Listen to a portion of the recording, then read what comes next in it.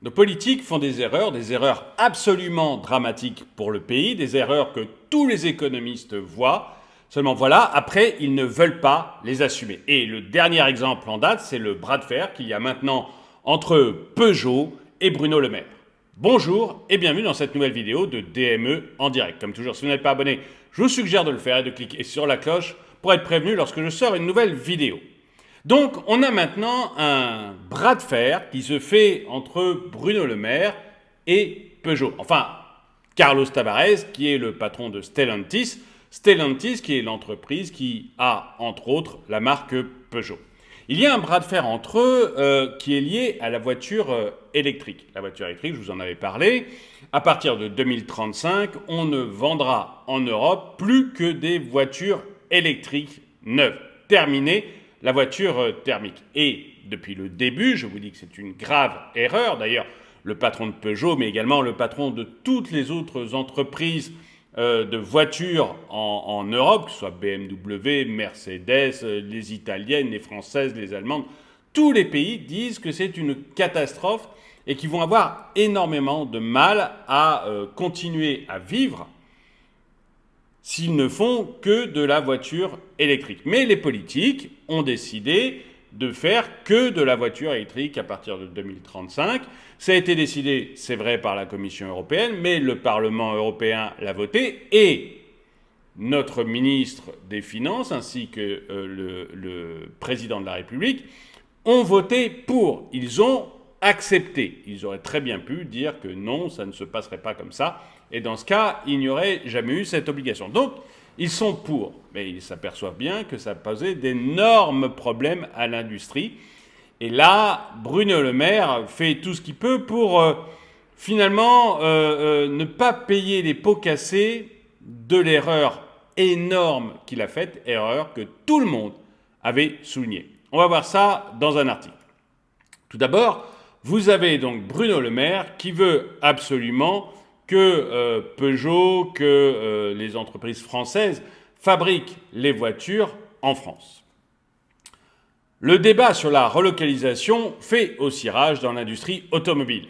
Le défi industriel pour la France, c'est de construire non seulement des véhicules haut de gamme, mais aussi des petits véhicules électriques comme la Peugeot E208 sur notre territoire, a indiqué M. Le Maire sur RMC. Moi, je souhaite que le patron de Stellantis, Carlos Tavares, relève le gant et relève ce défi. Nous apportons des aides, nous aidons l'industrie. Et ça, c'est une catastrophe. Alors, je m'arrête 2 secondes, parce que pour moi, c'est une catastrophe. Nous apportons des aides, nous aidons l'industrie. Mais arrêtez d'apporter des aides. Arrêtez tout simplement d'embêter les gens. Vous voyez ? Vous créez des situations catastrophiques, mais catastrophiques. On verra tout à l'heure l'une des raisons pour lesquelles Peugeot ne veut pas construire en France. C'est entièrement votre faute. Entièrement. Vous verrez une carte, je vais vous montrer une carte qui l'explique parfaitement. Je vais vous montrer l'erreur, la deuxième erreur qu'a fait l'État français, mais sciemment, en le voulant, en n'acceptant pas de revenir sur son erreur. Vous faites des erreurs horribles et après vous êtes obligé de subventionner les bagnoles.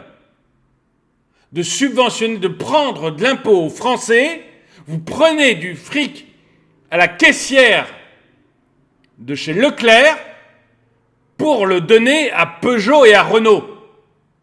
Tout ça parce que vous faites des erreurs à la base, des erreurs gigantesques, que tout le monde voit, que tout le monde vous signale, mais vous les faites pour pouvoir avoir le macaron. Je pense bien, je suis vertueux.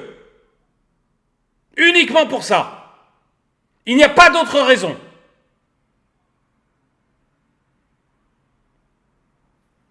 Ce qu'on vous demande, ce n'est pas des subventions. Ce que vous demandent les constructeurs, ce n'est pas des subventions. C'est de pouvoir travailler normalement, sans que vous mettiez vos gros doigts boudinés là-dedans. La France crève de son État. Elle crève de son gouvernement.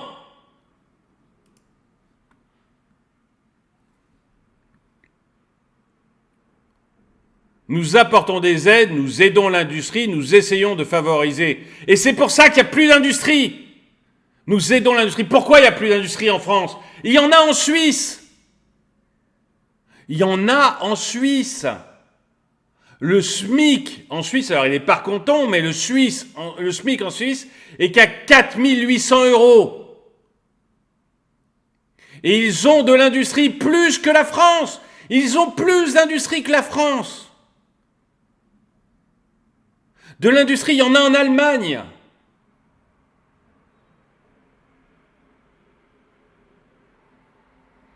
On n'a pas besoin de vos aides. On a besoin que vous arrêtiez de nous casser les pieds. Que vous arrêtiez de détruire. Vous pétez les genoux de l'industrie et vous lui offrez des cannes et vous dites « Regarde les belles cannes que je t'ai offertes. » Arrête de lui péter les genoux. Elle reviendra, l'industrie. Vous ne faites que casser les genoux pour offrir des cannes depuis 30 ans. C'est pour ça que ça ne fonctionne pas. Alors arrêtez de subventionner des cannes et arrêtez de casser des genoux. Vous verrez que ça marchera. C'est super dur de courir un 100 mètres avec des cannes parce qu'on vous a cassé les genoux. Nous essayons de favoriser l'achat de véhicules électriques sur le territoire. Ben bien sûr, tu as même rendu ça obligatoire à partir de 2035. Et comme c'est pas un truc qui marche, tu es obligé de subventionner ton véhicule électrique. Super. Là encore, tu piques des impôts à la caissière de Leclerc pour que des bobos puissent acheter des véhicules électriques. Enfin, il n'y a pas que des bobos qui ont des véhicules électriques, là, j'exagère. Mais voilà, c'est pour réaliser ton rêve de bobo.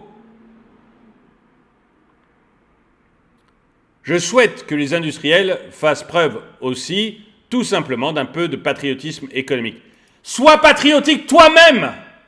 Ton patriotisme, c'est de faire n'importe quoi pour avoir le macaron, je pense bien, je suis quelqu'un de bien.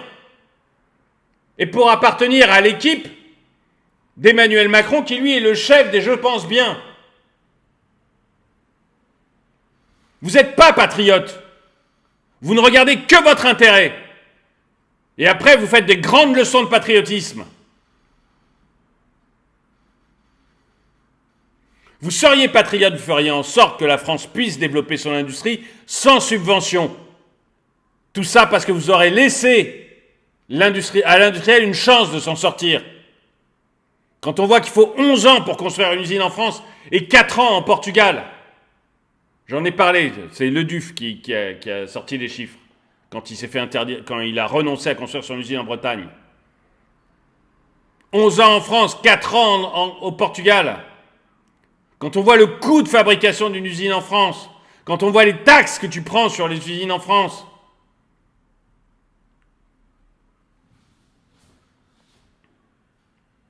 quand on voit l'épaisseur du droit du travail, 10 fois plus important que le droit du travail suisse.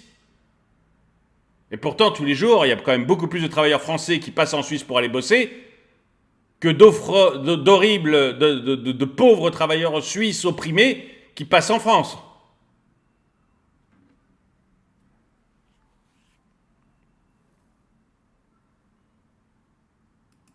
Quand on voit, on en parlera tout à l'heure, le prix de l'électricité, le prix de l'énergie en France, tout ça parce que tu ne veux pas revenir sur un accord que tu as passé avec le reste de l'Europe, alors que l'Espagne et le Portugal n'en font plus partie. Donc on pourrait aussi partir sans problème. Le gouvernement affiche la relocalisation de la production automobile comme une de ses priorités, avec un objectif de 2 millions de véhicules produits en France en 2030.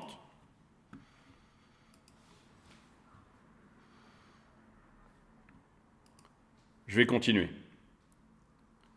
Donc on a Bruno Le Maire qui nous dit « Ah, je veux que les voitures soient construites en France et je veux que Peugeot, Stellantis, parce que l'entreprise n'est plus française, la marque Peugeot est française, mais l'entreprise en elle-même n'est plus française. Stellantis, c'est terminé, c'est aux Pays-Bas. Hein. D'ailleurs, je vous dirai tout à l'heure, parce qu'on va parler un tout petit peu de Renault aussi, pourquoi Peugeot n'est plus française. Je vous dirai pourquoi Peugeot n'est plus française et appartient maintenant à Stellantis. Et on est en plein dans le patriotisme économique. à la fois des dirigeants et de soi-disant élites politiques. Dans une interview accordée au Figaro, le dirigeant de Stellantis ferme la porte à une production de la Peugeot 208 électrique en France, estimant qu'il n'est pas possible de produire ce type de véhicule et d'être compétitif. Des propos qui agacent au sein du gouvernement, qui poussent à la réindustrialisation. Oui, mais vous, c'est que des mots. Vous parlez de réindustrialisation, mais c'est des mots. Paroles et paroles et paroles. Vous allez subventionner à mort une usine, une gigafactory, qui s'arrêtera le jour où les subventions s'arrêteront. Et vous en fiche, vous serez plus aux responsabilités. Vous aurez dépensé notre fric pour rien, arrosé le sable, mais vous serez plus aux responsabilités. Donc vous en moquez, c'est les suivants qui écoperont du problème. C'est comme ça, mais depuis Mitterrand avec les mineurs. Qui était allé voir les mineurs de Lorraine et qui leur avait dit moi, président, les mines seront encore là. Le charbon a de l'avenir en France. Puis ça s'est effondré, bien sûr, dès qu'il a été élu. Il s'en fichait. Une fois élu, c'était terminé. L'équation économique liée à la relocalisation forcée de ce projet ne serait ni dans l'intérêt de l'entreprise, ni dans celui du pays, a déclaré offensivement le dirigeant de Stellantis, Carlos Tavares, dans une interview accordée au Figaro, publiée ce mercredi. Je dis entre parenthèses que lui, depuis le début, il dit que cette voiture électrique, depuis le début, il est très clair. Il dit la voiture électrique, ça va tuer les entreprises automobiles européennes, que c'est une catastrophe. Donc vous venez le chercher maintenant sur son patriotisme, monsieur le ministre, mais depuis le début, il vous prévient que c'est une catastrophe et qu'on aura tout le mal du monde à s'en sortir. Donc vous le savez. Et d'ailleurs, en dehors du patron de Renault, dont on parlera, mais qui, à mon avis, est plus... J'allais dire un truc très désobligeant vis-à-vis de lui, mais...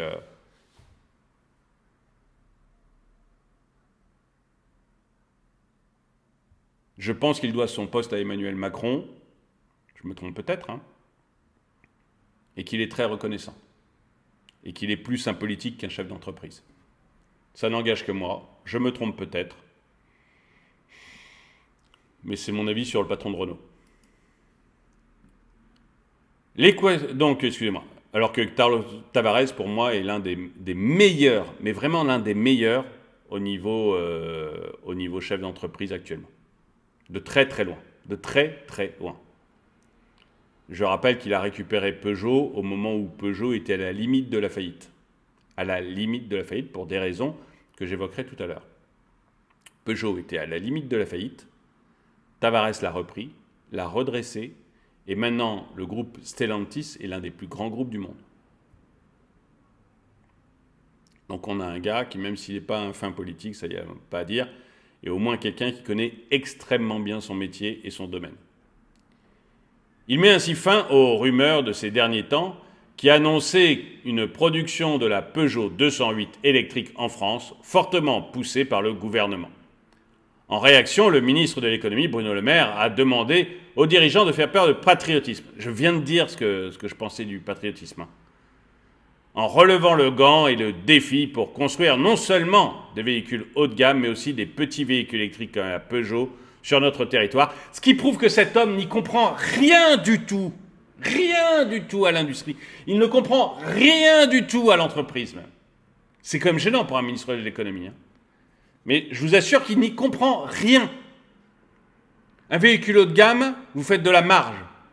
Si vous faites de la marge, vous pouvez accepter de payer plus votre électricité. Vous pouvez accepter de payer plus vos salariés. Un véhicule bas de gamme, comme la 208, vous faites une marge ridicule, voire pas de marge. Donc vous ne pouvez rien payer plus cher. Vous êtes en concurrence directe, je ne sais pas s'il en parle après, je ne veux pas spoiler, mais vous êtes en concurrence directe avec d'autres marques de pays à bas coût, à beaucoup, beaucoup moins cher. Vous ne pouvez pas, et vos clients sont des gens qui vont acheter ou non votre voiture à 500 € près. parce que le concurrent est 500 € moins cher pour une bagnole neuve. Donc vous ne pouvez pas vous permettre de perdre de l'argent, quoi que ce soit, là-dessus. Vous devez faire super attention à vos coûts. Mais ça, le ministre ne l'a pas intégré, ou du moins... Oui, non, je pense qu'il ne l'a pas intégré, tout simplement. Parce que pour eux, de toute manière, l'argent, ils ne le comprennent pas, c'est l'argent des autres, c'est l'argent des contribuables que l'on prend et que l'on déverse comme ça pour faire n'importe quoi. C'est pas leur argent, c'est pas avec leur argent qu'ils jouent. Donc eux, ils ne comprennent pas l'entreprise, ils ne comprennent pas comment ça fonctionne. Ils ne comprennent pas qu'on doit être rentable et que tout n'est pas que politique.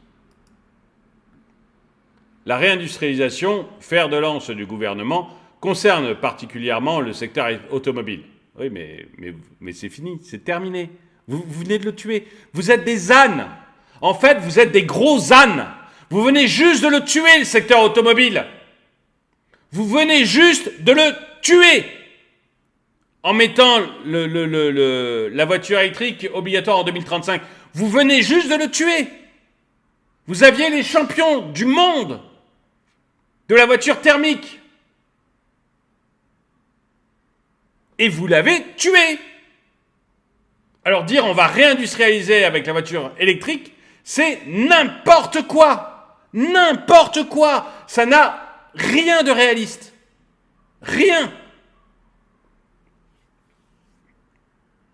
Sans compter que la voiture électrique, ça demande 2 fois moins de personnel pour être fabriquée. Donc même si vous aviez le même nombre d'usines, ce qui n'arrivera jamais, même si vous aviez le même nombre d'usines, vous auriez 2 fois moins de salariés. Vous créeriez du chômage, quoi qu'il arrive.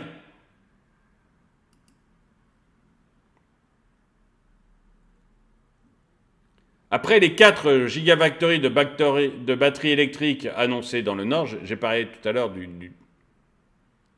ce que c'est, enfin tout à l'heure, je vais dire dans une autre vidéo de ce que c'était, donc je ne reviens pas dessus. Les projets d'extraction minier dans l'Allier et l'Alsace, le gouvernement veut désormais faire des annonces sur la production. Il ne veut faire que des annonces, le gouvernement. Il ne vit que d'annonces. C'est les champions du blabla. C'est les champions du blabla. J'en ai parlé pour les batteries dans le Nord. Tant pis, ça me relance, mais c'est pas grave. À Dunkerque, les batteries la Gigafactory de Dunkerque. Vous aviez d'un côté Bruno Le Maire qui nous disait on construit cette Gigafactory à grands coups de subventions, à grands coups d'argent public, etc. Et c'est merveilleux, ça va créer à terme, je crois, je vous dis ça de tête, 6 000 emplois. Et au même moment, vous aviez les syndicats ouvriers et les syndicats patronaux qui disaient oui, mais ça va en détruire 20 000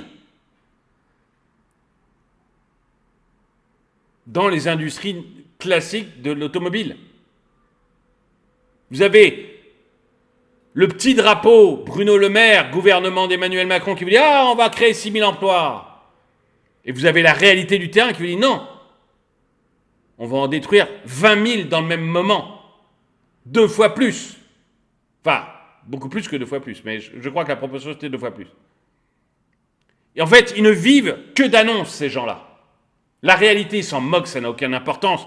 L'important, c'est d'être réélu. L'important, c'est de mettre son nom dans la tête des gens comme premier ministrable possible, puis après comme président possible. La réalité du terrain, on s'en fout.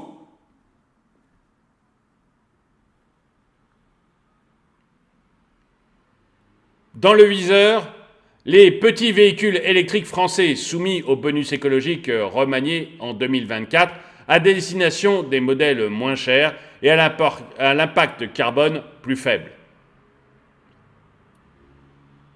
Bon, allez, hop. Bonus écologique, pas made in France. Sauf que ce bonus, qu'il vise surtout d'empêcher l'arrivée massive des voitures électriques chinoises sur le territoire, et là, à mon avis, il rêve complètement, concernera tous les modèles fabriqués en Europe. Les 5 000 € d'aide pourront donc être attribués à la fois à la Renault 5 produite à Douai, ainsi qu'à la production de la future C3 produite en Slovaquie. Sur le segment des petites voitures, les marges sont plus faibles pour les constructeurs, qui cherchent donc à construire à moindre coût. Tu vois, Bruno Le Maire, même le journaliste l'a compris. Quand on marche beaucoup moins sur les petites voitures, on est obligé de chercher les bas-coûts. Renault à Douai, il est foutu. La construction de la Renault 5 à Douai, c'est foutu. Il le fait parce que c'est un politique, mais c'est foutu. Vous savez, c'est maintenant que je vais vous le dire. Vous savez pourquoi Peugeot s'appelle maintenant Stellantis? Peugeot s'est effondré complètement. Il a été au bord de la faillite. Il y a eu besoin de fonds. Alors je crois que l'État français a prêté de l'argent et il me semble qu'on était à la limite de se faire racheter par des Chinois. Peugeot.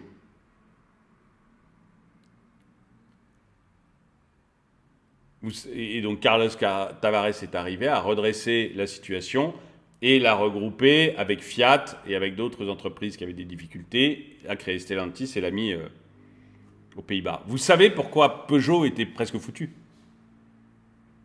Parce que la famille Peugeot avait décidé de fabriquer en France. En fait, vous aviez deux entreprises à cette époque-là qui se battaient. Vous aviez Renault, à l'époque de Carlos Ghosn, et vous aviez Peugeot. Renault, à l'époque de Ghosn, s'est dit on va construire à l'étranger. On va fabriquer à l'étranger. Tous les petits modèles, etc., on fait tout à l'étranger. Et pour des raisons de coût. Renault est devenu numéro 1 mondial. On pense qu'on veut de Carlos Ghosn. Il a fait de Renault le numéro 1 mondial. L'alliance Renault-Nissan a été numéro 1 mondial des ventes. Premier fabricant au monde, en nombre de véhicules. Donc, on pense qu'on veut de Carlos Ghosn, mais c'était la bonne stratégie. Peugeot, dans le même moment, la famille Peugeot a dit non, mais nous, on est français. Patriotisme. Nous, on est français. On va continuer à fabriquer en France. Malgré un État qui nous compresse, qui nous détruit, qui nous vole, à coup de taxes, à coup de réglementation. Malgré ça, on va fabriquer en France parce qu'on est français. Peugeot a frôlé la faillite et a failli se faire racheter par les Chinois. Et je peux vous dire que si Renault, avec ce nouveau président qui est plus politique à mon avis que président, fabrique des Renault 5 en France, des véhicules, réindustrialise en fait, ramène toute sa production en France, pendant que Peugeot, lui, est en train d'amener toute sa production de petits véhicules hors de France, eh bien il va se passer exactement l'inverse de ce qui s'était passé sous l'ère Ghosn. Vous allez avoir Renault qui va s'effondrer complètement. Et ça a déjà commencé. Et vous avez Peugeot qui, lui, va se développer et va devenir le numéro 1 mondial. Et c'est vraiment à ça qu'on est en train d'assister. Alors, est-ce que ce sera suffisant pour Peugeot de faire ça avec l'interdiction complète des véhicules thermiques en Europe en 2035? Est-ce que ce sera suffisant? Est-ce qu'il arrivera à résister aux Chinois? Ça, je ne suis pas du tout certain. Ça va être très très dur. Mais je peux vous dire que Renault, avec ce genre de politique, est mort. On verra, hein, on va voir dans quelques années si je me suis trompé. Hein. Mais je peux vous dire que Renault est très très très mal en faisant ce genre de choses. Parce que, comme le dit le journaliste, vous voyez, il n'y a pas besoin d'être un génie en économie, hein, il n'y a pas besoin, monsieur le maire, hein, il n'y a pas besoin de... On fait de longues études, hein, le journaliste vous dit, ben voilà, il n'y a pas de marge, donc il faut aller chercher les moindres coûts. Carlos Tavares a choisi de ne pas rapatrier sa Peugeot 208 électrique qui sera produite en Saragosse, en Espagne. Vous savez pourquoi? Je vais vous montrer ça tout de suite, pourquoi en Espagne. Ça, c'est une carte européenne du prix de l'énergie. Elle date un peu, hein, c'est octobre 2022, je n'ai pas trouvé quelque chose de plus récent. Hein. Alors, la France, le coût de l'énergie en France, hop, 262 € du mégawattheure. Le coût de l'énergie en Espagne, hop, 99 € du mégawattheure. C'est plus de 2 fois moins cher. L'économie, c'est de l'énergie transformée. Vous payez votre énergie en Espagne plus de 2 fois moins cher qu'en France, en octobre 2022. Ça a sûrement changé depuis, mais ça vous donne une idée des proportions. Et puis, de toute manière, Carlos Tavares, il ne regarde pas le coût de l'énergie au mois de juillet 2023, quand il décide où il va implanter son usine en juillet 2023. Vous voyez, il réfléchit au coût de l'énergie sur les 10 prochaines années. Parce que contrairement à Bruno Le Maire, ce qui l'obsède, ce n'est pas la prochaine élection.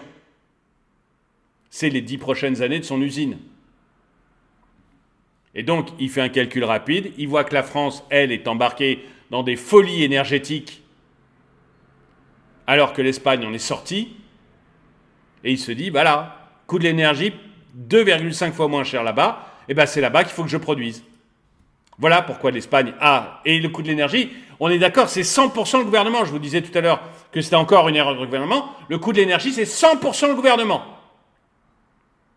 Pourquoi ? Parce que, l'éolien, enfin je l'ai déjà dit 10 fois, donc je vais le dire très rapidement, l'éolien, eh bien, quand vous créez de l'éolien, déjà, c'est plus cher, mais en plus, vous êtes obligé de mettre à côté des centrales thermiques, parce que l'éolien ne tourne que 25% du temps, donc vous devez mettre à côté des centrales thermiques qui marchent au fioul, au gaz ou au charbon. Donc vous avez un coût élevé. Donc ça, c'est la première raison. La deuxième raison, c'est le prix européen de l'électricité. Si vous regardez ici la carte, les pays bleus qui ont le coût le plus élevé de l'énergie, là vous avez en haut de l'écran, là vous avez, excusez-moi, l'indice là, plus c'est vert clair, moins l'énergie est chère, plus c'est bleu, plus l'énergie est chère. Bon, les pays européens en bleu, là, ils sont chers parce qu'ils sont avec le coût européen de l'énergie, le calcul du prix européen de l'énergie, qui est un prix qui est fait sur la dernière centrale ouverte, appelée, ce qu'on appelle appelée. La dernière centrale appelée, c'est très souvent une centrale à gaz. Pourquoi ? À cause de l'éolien. Et parce que le gaz est extrêmement flexible. Une centrale à gaz, ça s'allume, ça s'éteint assez facilement. Et l'éolien, comme il ne marche pas tout le temps, vous devez très souvent appeler au secours une centrale. Vous appelez une centrale à gaz. Donc voilà pourquoi ces pays sont bleus. Pourquoi l'Espagne et le Portugal sont verts ? Parce qu'ils sont sortis de ce marché européen de l'électricité. Ce que l'on pourrait faire, on pourrait très bien dire, la France, on revient à ce qu'on faisait avant. Alors j'en ai déjà parlé, donc je ne veux pas saouler tout le monde, mais il y a des nouveaux sur cette chaîne de temps en temps, donc quand même je suis obligé d'en parler, mais vous voyez, avant, en France, on disait, voilà, on fait l'électricité, aujourd'hui, c'est 60% de nucléaire, eh bien, on prend le coût du nucléaire à 60%, c'est 8% d'hydroélectrique, donc on prend le coût de l'hydroélectrique pour 8%, c'est 10% d'éolien, on prend le coût de l'éolien pour 10%, et le reste, c'est de la centrale à charbon, de la centrale à gaz, on prend le coût de chacune de ces centrales pour leur pourcentage. Et après, on regarde combien ça a coûté, et puis on rajoute la marge qu'a besoin de faire l'électricien, et à partir de là, on vous donne un prix de l'électricité. Mais ça revient beaucoup moins cher, parce que le nucléaire est beaucoup moins cher que les autres. Enfin, pas tous les autres, l'hydraulique c'est encore mieux, mais il est beaucoup moins cher que les autres. Donc ça nous fait un prix d'électricité beaucoup moins cher. Et surtout, ça ne dépend pas à 100% du prix du gaz ou du prix du pétrole, comme c'est le cas aujourd'hui. Donc du coup, quand on a un gaz pas cher et un pétrole pas cher, on arrive à baisser un peu le prix de l'électricité. Et puis il suffit qu'il y ait une augmentation du prix du gaz ou du pétrole pour que le prix de l'électricité décolle. Ce n'est pas le cas en Espagne. Donc voilà pourquoi, Bruno Le Maire, si tu as un doute, voilà la première chose que tu peux faire hyper facilement en signant un papier, et qui fera peut-être, que des gens comme Peugeot viendront s'installer en France.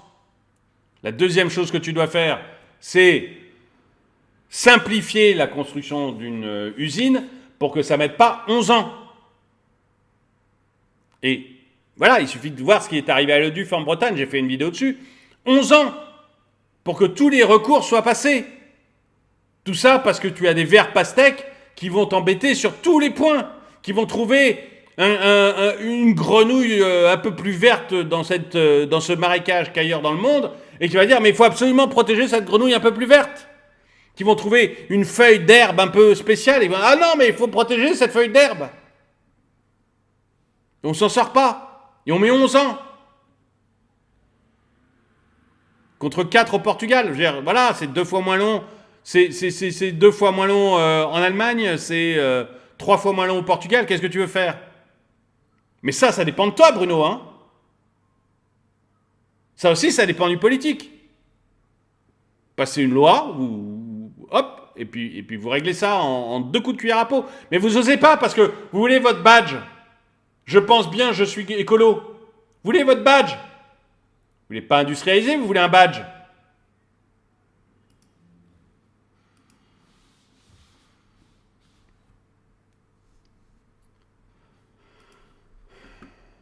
Donc ils vont à Saragosse en Espagne, bravo. Estimant que c'est sur le prix de vente que la réussite de cette transition se fera. Bah, c'est certain, là, on est face aux Chinois, on est face surtout sur la petite bagnole. Surtout sur la petite bagnole. Une Tesla, ça va, tu peux faire de la marge. Donc quand tu es sur de la très belle voiture, ça va. Mais si tu es sur de la petite bagnole, ça se joue uniquement, alors vraiment uniquement sur le prix de vente. Or, la relocalisation augmente les coûts. Cela nous éloigne donc de notre objectif.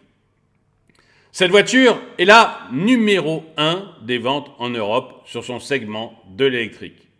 Le patron a rappelé que Stellantis allait produire 12 modèles électriques en France, principalement des SUV ou des voitures de gamme moyenne, mais aucune citadine électrique. Mais oui, parce que voilà, c'est comme ça. Il y a des segments où voilà, il faut de la marge. Pour produire en France, il faut de la marge. Mais forcément, on en produit beaucoup moins. Donc, ta réindustrialisation. Des propos qui agacent l'exécutif. Bah oui, la réalité, ça fait mal, hein, Bruno. Hein? T'as un peu mal à ton renfoncement brun. Je sais plus ce qu'il avait écrit comme. Sur RMC, Bruno Le Maire a tempêté. Nous apportons. Vous savez, dans son livre, là, il avait parlé, je sais pas, Enfin bon, non, allez, hop. Sur RMC, Bruno Le Maire a tempêté. Nous apportons des aides, nous aidons l'industrie, nous essayons de favoriser l'achat de véhicules électriques sur le terrain. Je ne vais pas revenir là-dessus parce que ça m'agace tellement que je vais recommencer à hurler comme je l'ai fait au début et comme je l'ai déjà fait au début. Si vous voulez savoir ce que j'en pense, vous revenez en arrière dans la vidéo. Voilà, ça calme mon cœur et ça me permettra de vivre plus longtemps. Je souhaite que les industriels fassent preuve eux aussi, tout simplement, d'un peu de patriotisme là aussi.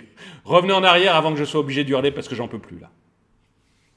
Ces gens qui sont tout sauf patriotes, qui nous font des trucs comme ça, mais franchement, tout ça pourrait être réélu par des gogos qui vont encore voter pour eux aux prochaines élections. Concurrents, vous vous rendez compte enfin bon, allez, non, c'est un autre sujet, hop. J'efface. Concurrence chinoise et guerre des constructeurs.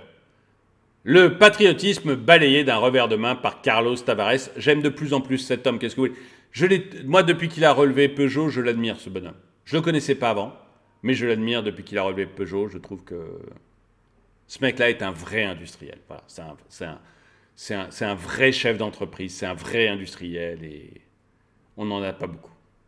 On n'en a vraiment pas beaucoup. Dans l'interview, le patron estime que le redressement du groupe Peugeot-Citroën a largement été diligenté par les salariés et qu'il n'a pas d'ascenseur à renvoyer.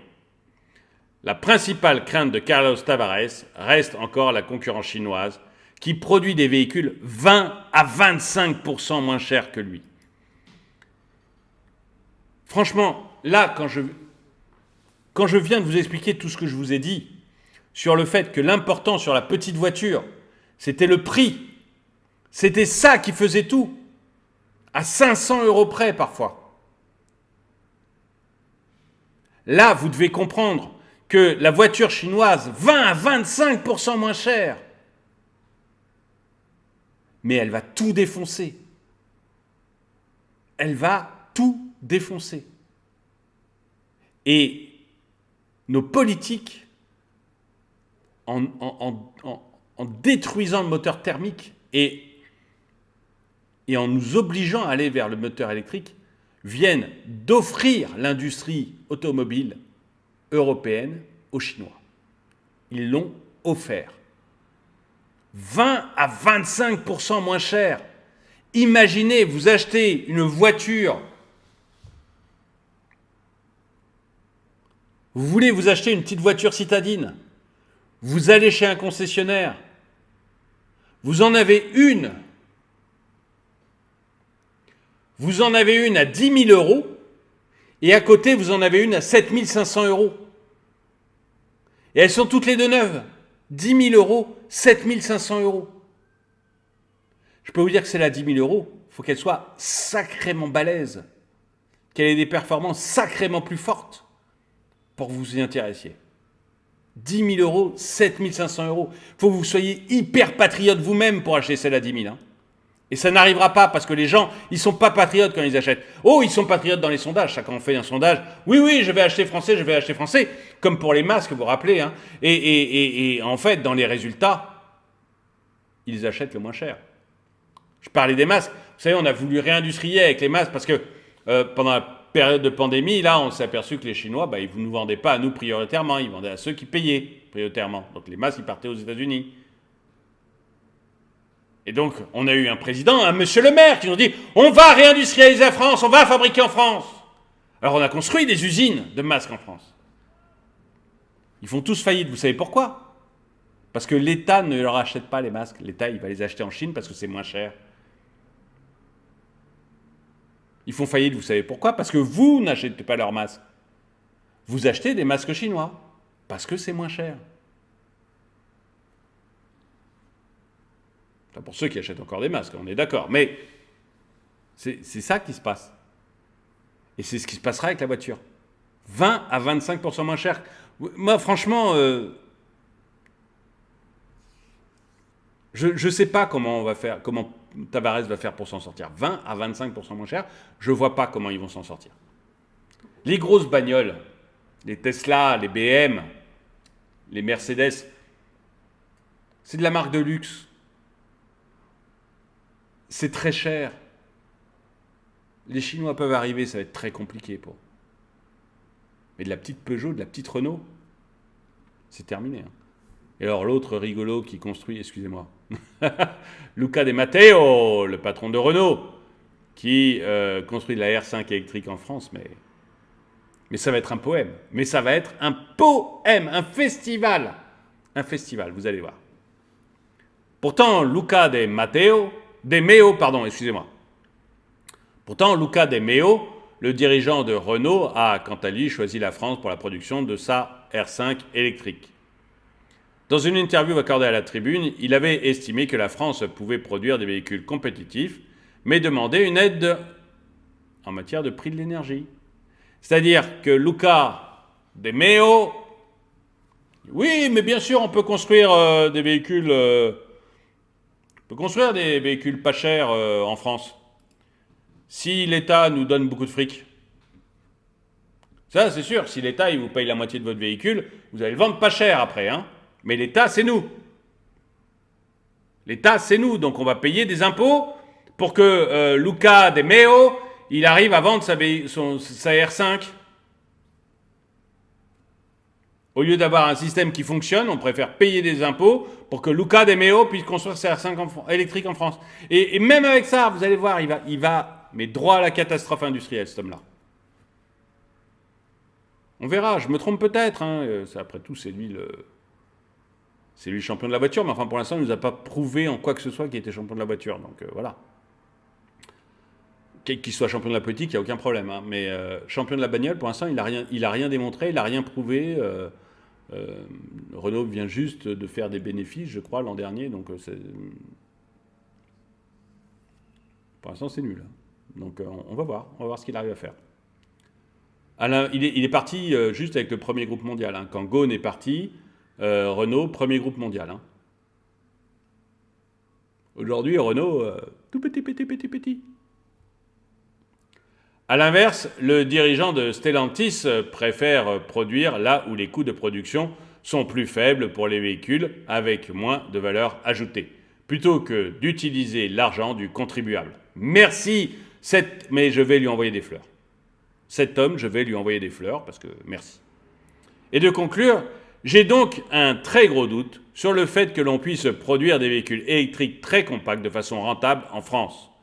On lira plus tard dans les résultats qui aura eu raison dans le contexte de la concurrence chinoise. Vous voyez, il est d'accord avec moi, Carlos Tavares est d'accord avec moi.